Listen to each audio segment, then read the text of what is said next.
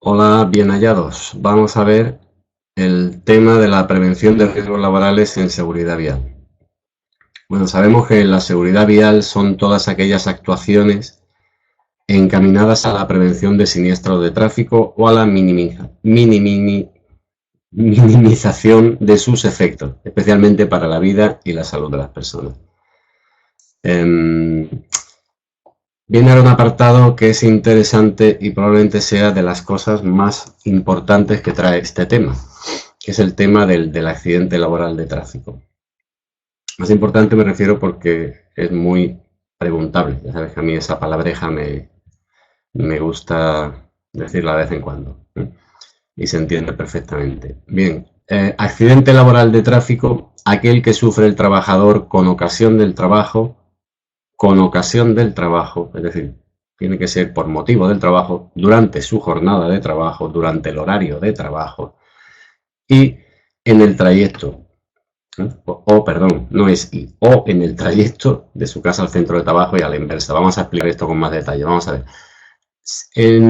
Como accidente laboral de tráfico se puede dar un accidente en misión o inmisión, que es aquel que se produce durante la jornada laboral del trabajador por motivos del trabajo, por ejemplo, transporte de mercancías, de pasajeros, etcétera, o accidentes in itinere.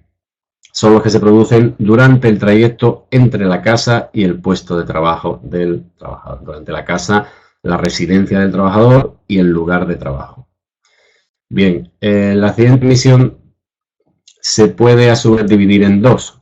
El accidente de conductores profesionales, que siempre será considerado inmisión, siempre que cumpla las condiciones, con ocasión del trabajo, durante jornada de trabajo. Es aquel sufrido y provocado o provocado por el trabajador que utiliza su vehículo, el vehículo como centro de trabajo para cumplir su tarea, por ejemplo, los transportistas. O que ocurra en los centros de trabajo donde tenga que transportar algo o tenga que desplazarse, dentro de una obra, dentro de una gran fábrica. Y luego el accidente propiamente dicho en misión es aquel sufrido por el trabajador que utiliza un vehículo de forma no continuada, pero que en un momento dado y cumpliendo la directiva, digamos, cumpliendo una orden laboral, cumpliendo unas directrices laborales, debe realizar un desplazamiento. El trabajador conduce porque su trabajo le obliga a conducir en un momento determinado. Esto es muy importante, estos matices con ocasión del trabajo, en el centro de trabajo o en el itinerario. Bien, y el accidente de trabajo in itinere exige 4 requisitos, 4 elementos. ¿Quién lo exige? Pues los tribunales. En concreto hay sentencia del Tribunal Supremo que exige que se den una serie de elementos para considerar un accidente de tráfico, un accidente como accidente laboral. Entonces, bueno, pues el primero, el que llamamos el elemento teleológico, que ocurra en el camino de ida y vuelta al trabajo. El elemento cronológico, que no se produzcan interrupciones entre el trabajo y el accidente. Si yo salgo de trabajar y me voy a tomar unas copas y a las 4 horas me voy a mi casa, cojo el camino de mi casa, pues ya se rompe, ya hay una interrupción en ese camino del trabajo a casa. Que se emplee un itinerario habitual. El elemento geográfico. No puedo darle 2 vueltas a la ciudad y decir, no, yo es que salía del trabajo y volví a mi casa, pero resulta que el accidente se ha producido en la otra punta de la ciudad, o en otra carretera que habitualmente yo no cojo. Da mucho que sospechar, ¿no? Entonces, tiene que haber un elemento geográfico, tiene que ser un itinerario habitual y mediante la utilización de medios y recorridos usuales. Si yo todos los días cojo el mismo autobús, porque tengo la misma parada, está mi trabajo a 2 paradas, bueno, pues no puedo ese día coger un vehículo, irme a la otra punta de la ciudad y ahora coger una moto y explicar que sí, que yo iba al trabajo. Si usted tiene la parada del autobús o del metro en la puerta de su casa y la parada en la puerta de su trabajo, o coger un helicóptero para ir un día, me doy una vuelta en helicóptero y me estrello y digo, no, es que iba a mi trabajo. con medios y recorridos habituales. Lo que llama el elemento de idoneidad. Como veis, estos 4 elementos hay que tenerlos en cuenta, porque lógicamente mucha gente que tiene un accidente en el horario justo que le coge antes de entrar o después de salir de su trabajo, siempre va, normalmente son accidentes in itinere, pero no son in itinere en el momento en que en medio intentas hacer otra cosa, vas a otro lugar. Bien, este tipo de accidente, como ya he comentado, se asimila en cuanto a sus consecuencias legales, pues a un accidente de trabajo como si hubiera tenido lugar en el propio centro de trabajo. Recuerdo los 4 elementos estos que exigen los tribunales: el elemento teleológico, cronológico, geográfico y de idoneidad. Bien, factores del tráfico influencian la siniestralidad vial. Bueno, pues factores que influyen en la siniestralidad vial: factor humano, factor ambiental, que es la vía, la calzada y su entorno, la climatología, y el factor vehículo. El factor humano, bueno, el factor humano ya sabemos que es el responsable de la mayoría de los accidentes de tráfico, dice aquí entre el 70 y el 90%. Elementos relacionados: las distracciones. Las distracciones son causantes de una tercera parte de los accidentes. Usar el móvil, fumar, quedarse mirando algo, distraerse con las distracciones. Luego, la pérdida de reflejos o la pérdida de las disfunciones sensoriales inducidas, es decir, nosotros no las inducimos, como puede ser a través del alcohol, drogas o de fármacos, medicamentos. A través del alcohol, pues ya sabéis que su consumo se relaciona con la mitad o más de los fallecidos en accidentes. Es una barbaridad. La mitad o más. Las drogas, bueno, pues lo mismo que el alcohol o peor, porque provocan en general una distorsión de la realidad, una relajación o una paranoia, ¿sabes? Y los fármacos y medicamentos, pues hay algunos que alteran las capacidades. Bien, también la velocidad. Una velocidad excesiva pues acorta el tiempo de reacción, además produce más fatiga en la conducción cuando se mantiene durante un buen rato, y en caso de tener cualquier problema pues provoca una pérdida del control del vehículo. También una velocidad excesivamente lenta en ciertas vías pues puede provocar, es una velocidad inadecuada.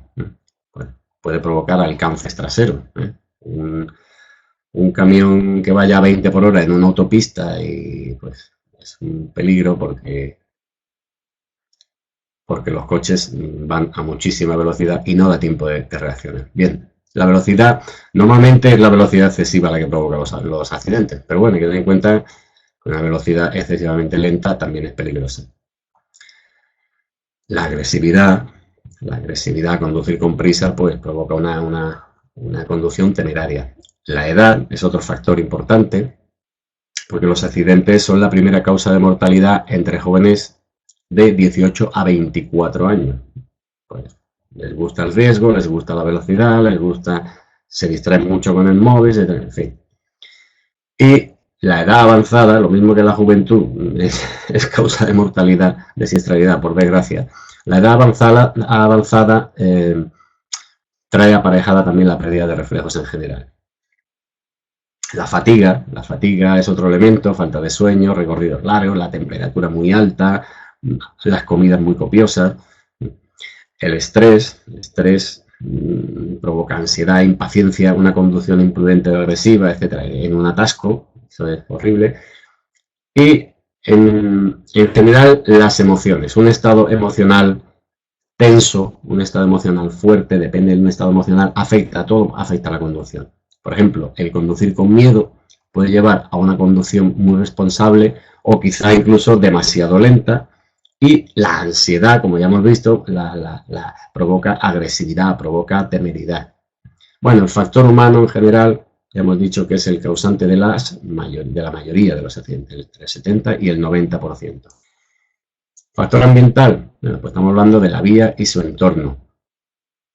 La nieve, el viento, el hielo, a menos de 4 grados de temperatura, se pueden producir placas de hielo. De hecho, los pilotos, los testigos de muchos vehículos se encienden cuando la temperatura baja de 4 grados. Peligro de placas de hielo. La lluvia, bueno, pues la lluvia provoca pérdida de visibilidad, que se debe compensar encendiendo las luces y haciendo el limpiaparabrisas, y hay que evitar la pérdida de adherencia, hay que evitar el aquaplaning, reducir la velocidad, no realizar maniobras bruscas. ¿Y qué factores están asociados al aquaplaning? Bueno, pues evidentemente lo primero, los neumáticos, que es lo que está en contacto con la calzada. El excesivo desgaste de la banda de rodadura provoca que el neumático no drena el agua de la carretera, no expulsa el agua hacia la carretera y el neumático pues flota, patina. El vehículo evidentemente si lleva una velocidad excesiva, por muy nuevos que estén los neumáticos, pues en una curva pues puede provocar aquaplaning o en una recta, cuidado. Y el mal estado de la suspensión. Y según el tipo de vía, evidentemente influye en el aquaplaning. El asfalto no es el mismo asfalto que un camino de tierra. Y también, por supuesto, la cantidad de agua existente. Bien, la niebla, pues casi parecida a la lluvia, provoca baja visibilidad, hay que reducir la velocidad y hay que circular con las luces adecuadas. Incluso hay nieblas que es mejor pararse.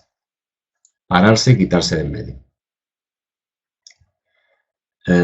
Temperatura elevada, ya hemos dicho que es un factor que influye, pues hay que hidratarse, ¿no? También, por ejemplo, respecto a la luz, hay que evitar la incidencia de los rayos de sol, usar parasol, gafas y una cuestión importante es la entrada y salida de los túneles. Hay que adaptar la vista para a la entrada de los túneles, no si llevamos gafas de sol, no quedarnos a oscuras sin ver nada, y a la salida del túnel no quedarnos ciegos. Muchas veces ocurre. No cegarnos con el sol, con la luz del sol. Es importante y hay que tenerlo en cuenta. Y bueno, pues el estado de la vía, pues depende, como hemos visto, del tipo de vía, de su trazado, de la densidad de la circulación. Y el vehículo, como factor que influye en la siniestralidad, bueno, pues, ¿qué influye? Influye su mantenimiento, que haya pasado todas las revisiones, que hayamos comprobado antes de usarlo los niveles, presión de neumático, etcétera. Su edad, los vehículos viejos son más propensos a sufrir averías, y la fijación de la carga que transportan. Muchos accidentes provocan camiones que tienen una carga mal anclada, mal cogida. Hay que evitar que se desplace la carga. O van con una carga excesiva. Evitan la acción del freno, por ejemplo. Un camión que va con una carga excesiva no frena o termina quemando, gastando los frenos. Bueno, pues entonces tenemos, esto lo hemos visto básicamente ya, la seguridad activa, pasiva y terciaria. La seguridad activa es evitar el accidente, como ya hemos visto, sistema de freno, alumbrado, dirección, neumáticos. La seguridad pasiva es, una vez que se ha producido el accidente, bueno, proteger lo máximo que se pueda. Evitar el daño, proteger pues, la carrocería, el cinturón de seguridad, el reposacabezas, los airbags, está protegiendo, seguridad pasiva. Y por último, la seguridad terciaria, que es ¿qué pasa después del accidente? Bueno, pues necesitamos ayuda, el vehículo puede tener un sistema de llamada e-call, puede tener un sistema contra incendio automático, otro sistema de seguridad terciaria se considera, por ejemplo, que son los depósitos de combustible. Depósitos de combustible antivertido, depósitos de combustible a los que les pegas un tiro y no se derrama el combustible por un recubrimiento de goma que llevan interno. Es un ejemplo, ¿no? Para que vean por qué el combustible debe de ser, el depósito debe ser antivertido.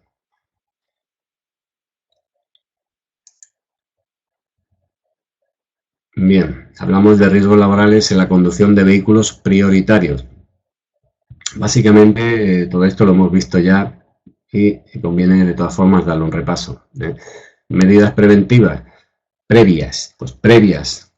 Tened en cuenta que aquí estamos viendo desde el punto de vista de los riesgos laborales, de la prevención de riesgos laborales. Como medida preventiva previa, estado del conductor, estado del vehículo, habrá que atender a la revisión de los equipos que tengamos que llevar en el vehículo y a la regulación del puesto de conducción. Respecto del estado del conductor, bueno, normalmente pues si vamos con un compañero en el vehículo patrullando, pues no, hay que tener cuidado si está tomando medicamentos, incluso nosotros mismos, dejar de conducir.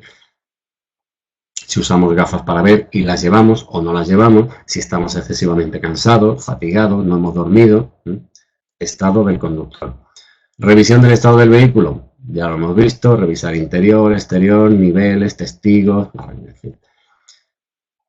Comprobar que llevamos todos los equipos que hay que llevar, los chalecos reflectantes, que van de dotación ya de los vehículos, triángulos, conos, luces, sirenas, etc. Y importante, pues, la regulación del puesto de conducción que ya hemos visto. Asiento, reposacabezas, volante, cinturón, espejo. Y luego, respecto a la conducción, una vez que estamos conduciendo, bueno, pues en general respetar las normas de circulación. Fundamental, como todo el mundo. Y luego en conducción de urgencia, pues usar las luces y los sonidos, las sirenas, de forma correcta y cuando haya que usarlo. Principal, probablemente esta sea la principal característica o calidad de una conducción de urgencia. No poner en peligro a otros usuarios. No poner en peligro a otros usuarios. Quizá que sea la principal. Por supuesto, para no poner en peligro a otros usuarios, bueno, pues es para lo que hacemos todo lo demás. Usamos luces, usamos sirenas para que nos vean venir, para advertir de nuestra presencia y tenemos que tener una atención permanente a la circulación, tenemos que anticiparnos a la circulación según la densidad de la circulación, según el trazado de la vía y tenemos que llevar una velocidad adecuada, por el mismo motivo, según la vía, el tráfico, qué pasajeros llevamos, qué tipo de vehículo llevamos. Bien, la conducción policial, pues ya veis que puede ser convencional o de patrullaje o en servicio de urgencia, que sería cuando debemos poner estas medidas en práctica. Los equipos de protección individual, que sospecho que esto lo hemos visto ya en su tema correspondiente. Como veis, este es un tema un poquito de repaso de muchos conceptos que hemos visto ya. Pero viene bien repasarlo y así pues lo cogemos con más fuerza, lo asimilamos con más intensidad.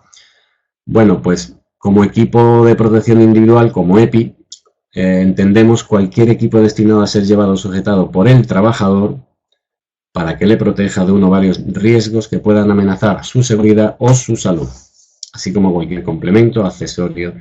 Esto según el Real Decreto 773 del año 97. Debemos darnos cuenta de que este decreto habla de la protección de riesgos laborales de los trabajadores. Sabéis que los trabajadores tienen normativa reguladora propia. Se ciñe al derecho del trabajo, se ciñe al derecho de los trabajadores y por lo tanto excluyen, no se regulan otro tipo, en este caso estamos hablando de equipos de protección individual, pues no se regulan lo que no afecta a los trabajadores. No evita meterse en regularle la protección de riesgos laborales a bomberos, a militares, a policías, etc. Lo evita. Se refiere exclusivamente a trabajadores. Entonces, por ese motivo se excluyen, bueno, aparte de la ropa de trabajo corriente, los uniformes que no estén destinados a proteger la salud y tal, a otros colectivos o otras, otros colectivos que tienen, que son circunstancias particulares. Por ejemplo, no regula, este equipo de protección individual no puede referirse a los equipos de servicio de socorro y salvamento, no puede referirse a al equipo de los bomberos, no puede referirse a los militares, a los equipos militares, a los equipos de los policías. Y por motivos que en el momento de redactar este Real Decreto pues estarían encima de la mesa, pues no regula la protección individual de los medios de transporte por carretera, de material de deporte, material de autodefensa y de disuasión y aparatos portátiles para detección y señalización de riesgos o de factores de molestia. Bien, pero es importante saber que debe legislarse en mayor o menor medida, que tampoco es tan importante porque básicamente a falta de legislación pues se coge la que existe, y la que existe no es mala la definición de EPI aplicado a quien sea, tanto a militares, a policías, a bomberos, cualquier equipo destinado a ser llevado sujetado para un trabajador, sustituir trabajador por un policía, por un militar, por un bombero, para que le proteja de uno o varios riesgos. En fin.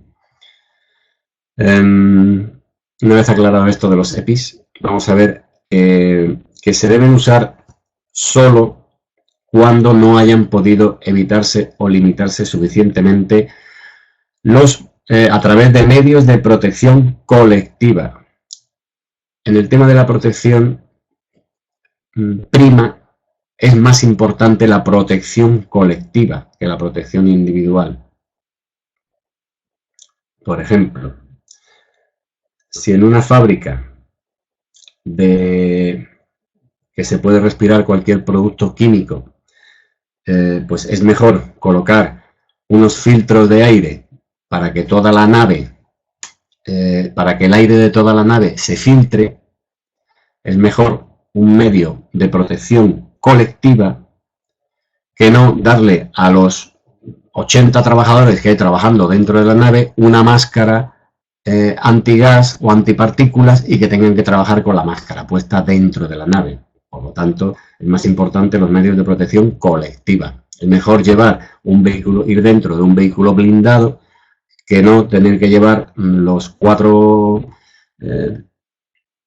componentes o los 2 componentes de una patrulla o de un equipo, pues tienen que llevar además tendrán que llevarlo porque tendrán que bajarse el vehículo, su chaleco antibalas, su casco tal. Los medios de protección colectiva tienen, digamos, prioridad, lógicamente, sobre los equipos de protección individual. Condiciones que deben reunir los EPI. Bueno, pues deben proporcionar una protección eficaz, evidentemente. No deben suponer por sí mismos un riesgo. Si yo para protegerme de un determinado producto químico me tengo que poner un traje de amianto, pues al final me va a hacer más daño el amianto que el respirar ese traje, los componentes de amianto, que es que antes existían, por ejemplo, los guantes de amianto. Los guantes de amianto se usaban para aislar del calor, para coger cosas que estaban a muchísima temperatura. Bueno, pues es un medio de protección, pero era más dañino quizá tener esos guantes de amianto, respirar ese amianto que realmente lo que me fuera a producir, ¿no? El calor. Bueno, no deben suponer un riesgo por sí mismo, no ocasionar riesgos adicionales y no producir molestias innecesarias. Y también, para cumplir estos preceptos, deberán, pues, responder a las condiciones del lugar de trabajo, tener en cuenta las condiciones anatómicas y fisiológicas del trabajador o de la trabajadora y que se pueda ajustar. Si se puede ajustar, pues que se ajuste, evidentemente ya no hay que distinguir si es trabajador, trabajadora o lo que sea. Alto, bajo. Cuando es necesario utilizar varios equipos a la vez, estos equipos deben ser compatibles, evidentemente. Y bueno, como curiosidad y como conocimiento hay que saber que la Directiva Europea define 3 categorías de equipos de protección individual, dependiendo del riesgo. Pues desde riesgos menores, pues será la categoría 1. riesgos intermedios en la categoría 2 y riesgos graves o irreversibles pues en la categoría 3. 1, 2 y 3, las tres categorías que define la Directiva Europea. Bueno, los elementos de protección policial o los equipos de protección policial son aquellos destinados a proteger al policía en el ejercicio de su actividad operativa, pero en el ejercicio de su actividad operativa específica de policía. Los equipos de protección policial son específicos para funciones policiales. Claro, hoy día hay tantos avances en el tema de la protección de riesgos laborales, protección policial y tal, que es muy complicado porque se utilizan los mismos medios que en otras profesiones, tal vez adaptado, pero no existe una línea, muchas veces, una línea divisoria clara entre lo que es un equipo de protección individual de cualquier empresa o del mundo civil, digamos, en general, de lo que es específicamente unos equipos de protección oficial. Muchas veces no está claro. Lógicamente tienen que cumplir estos equipos de protección policial, tienen que cumplir la norma de referencia que corresponda, con la calidad que les corresponde, etcétera. Y bueno, se dice que en el caso de que el propio uniforme proteja de algún riesgo, se entiende que es un equipo de protección individual y se regula por su normativa específica. La normativa específica es pues, que todos los equipos tienen una caducidad. Un casco de motorista, pues creo que tiene una caducidad entre 5 y 7 años. Un chaleco antibalas, pues también tiene una caducidad, dependiendo del uso. En fin, todo tiene que cumplir esa normativa que esté estipulada, ¿no? Y aquí vemos, por ejemplo, qué se considera EPI y qué se considera equipo de protección policial. No todo el mundo está de acuerdo con esta clasificación. Yo he visto, en fin, se mezcla, dependiendo de dónde saques la información.